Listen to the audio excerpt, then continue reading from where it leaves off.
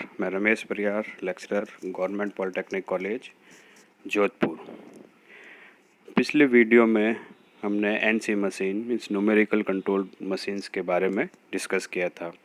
आज के इस वीडियो में हम सीएनसी मशीन के बारे में डिस्कस करेंगे। सीएनसी मशीन जो होती है, उनका जो फुल फॉर्म है उसे हम बोलते हैं कंप्यूटर न्यूमेरिकल कंट्रोल मशीन्स। तो सबसे पहले हम ये देखते हैं कि सीएनसी मशीन या कंप्यूटर न्यूमेरिकल कंट्रोल मशीन्स होती क्या है। In CNC machine a dedicated computer is used to perform the most of the basic NC machine function.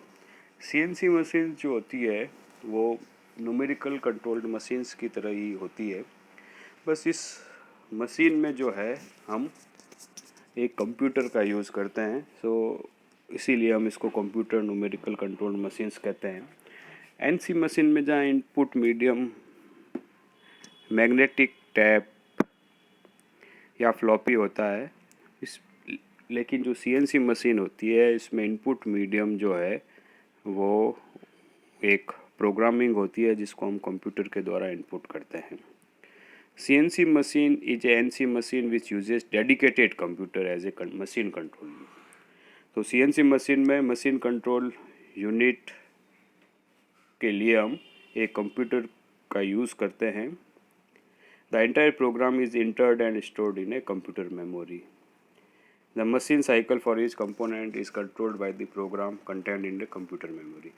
तो मशीन को कंट्रोल करने के लिए जो भी प्रोग्रामिंग होती है वो सारी की सारी प्रोग्रामिंग कंप्यूटर की मेमोरी में स्टोरेज होती है। हर एक मशीनिंग साइकिल के लिए और हर एक कंपोनेंट के लिए जो प्रोग्राम होता है वो कंप्यूटर में ही होता है।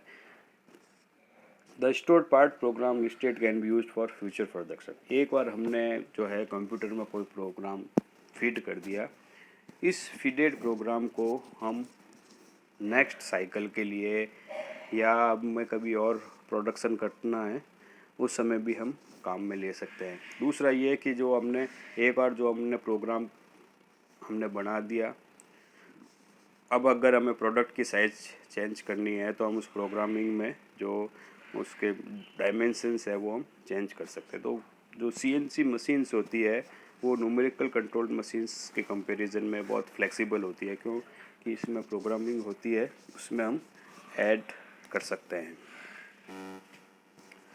Next component of CNC machine tool system. CNC tool machine system के डिफरेंट कंपोनेंट होते हैं। उसमें से जो पहला है एक इनपुट एंड आउटपुट कंसोल, एक इनपुट और आउटपुट मीडियम होता है। सेकंड होता है micro processor based control unit, एक कंट्रोल यूनिट होता है जो कि माइक्रो प्रोसेसर बेस्ड होता है। Third the memory. Fourth is the feedback system. हम सीएनसी मशीन में हमें एक्यूरेसी ऑब्टेन करनी है तो इसमें एक फीडबैक सिस्टम होता है जो कि आउटपुट से फीडबैक लेकर इनपुट में देता है और इसमें अगर कुछ करेक्शन हो तो वो करेक्शन करता है। Fifth is the machine tool, जो कि एक्चुअल जो है वो एक्चुअल वर्क है उसको परफॉर्म करती है। And six is the interfaces. ये जितने भी कंपोनेंट ऑफ मशीन्स टूल्स है इसमें हम अगले यूनिट्स में जो है इनको हम डिटेल से पढ़ेंगे। इस प्रोग्राम में इस डायग्राम में सीएनसी मशीन के विभिन्न कंपोनेंट दिखाए गए हैं। एक इनपुट और आउटपुट डिवाइसेस होते हैं। इनपुट डिवाइसेस में एक कंप्यूटर होता है जिसमें हम प्रोग्रामिंग फीड करते हैं। इसी में एक कंप्यूटर में ये मेमोरी होती है, एक रैम होता है जैसा जनरली कंप्यूटर में होता है जिसमें पार्ट प्रोग्रामिंग एग्जीक्यूट होती है। एक मशीन टूल होता है जो कि एक्चुअल मैकेनिकल वर्क करता है, ये एक आउटपुट यूनिट होगी। और एक यहाँ पर एक फीडबैक सिस्टम है जो आउटपुट से यहाँ पर जो है ये एक फीडबैक सिस्टम दिखाया गया है। ये फीडबैक सिस्टम जो है आउटपुट से फीडबैक लेकर वापस इनपुट को करता है और इसके अकॉर्डिंग इसमें वापस करेक्शन होते हैं।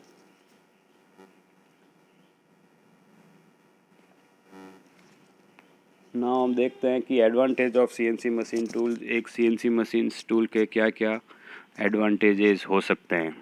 फर्स्ट है ईज़ ऑफ प्रोग्राम इनपुट। इसमें प्रोग्राम को इनपुट करना आसान होता है।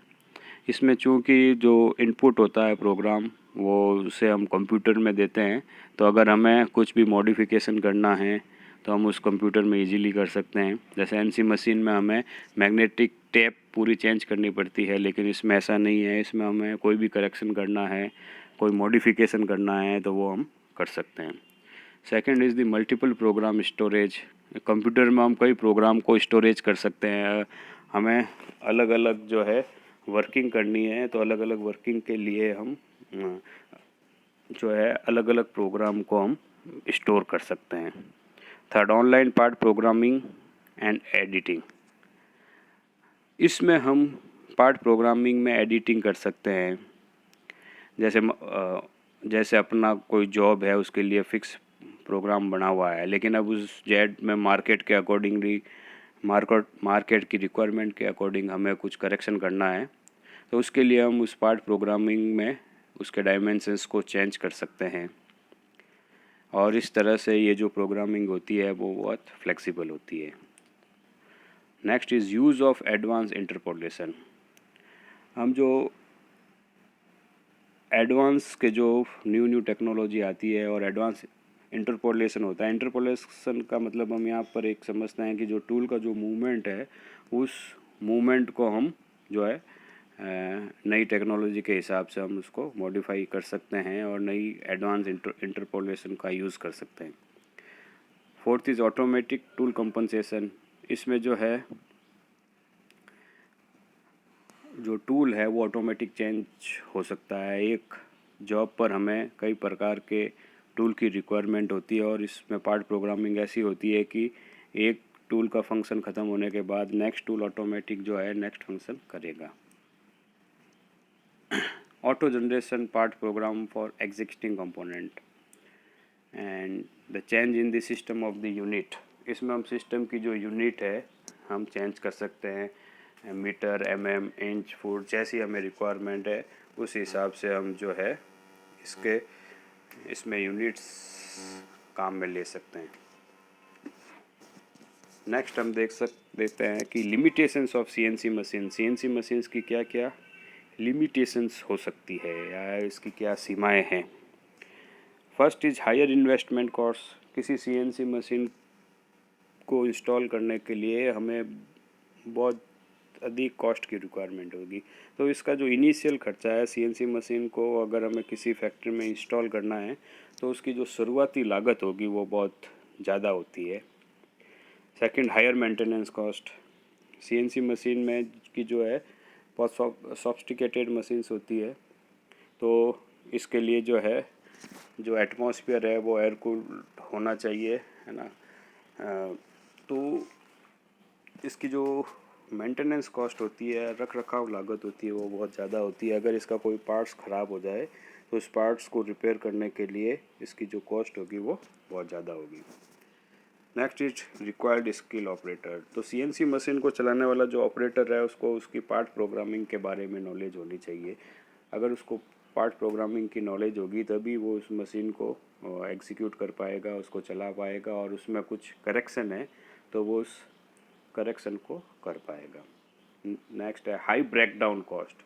अगर सीएनसी मशीन चल रही है और अगर उसमें ब्रेकडाउन हो जाए यानी मशीन में कुछ खराबी आ जाए तो उस खराबी को दूर करने के लिए हम उसकी जो लागत होगी वो बहुत ज़्यादा होगी, क्योंकि फर्स्ट ऑफ ऑल उसमें जो है कहाँ पर उसका ब्रेकडाउन क्यों हुआ है, उसकी मशीन जो ये ख़राब हुई है ये किस लिए हुई है, सबसे पहले हमें ये फाइंड आउट करना होगा।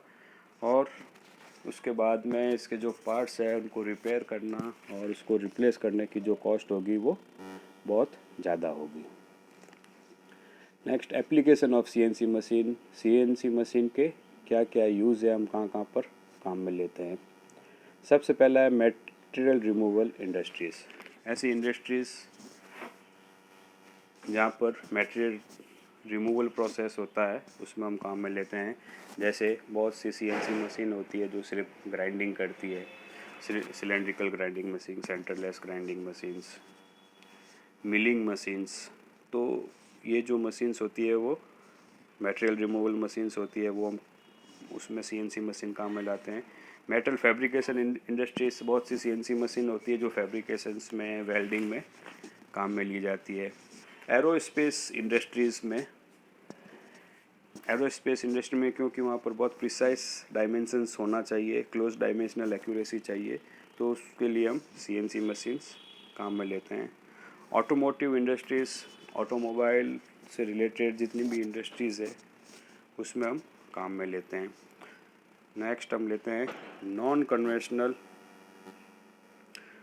Conventional machining industries where the machining task is difficult to perform. जो नॉन कन्वेंशनल मशीनिंग होते हैं, electro discharge machining, electrochemical machining, ऐसे जो मॉडर्न मशीनिंग प्रोसेस है उनके लिए भी हम CNC मशीन काम में लेते हैं। थैंक्स।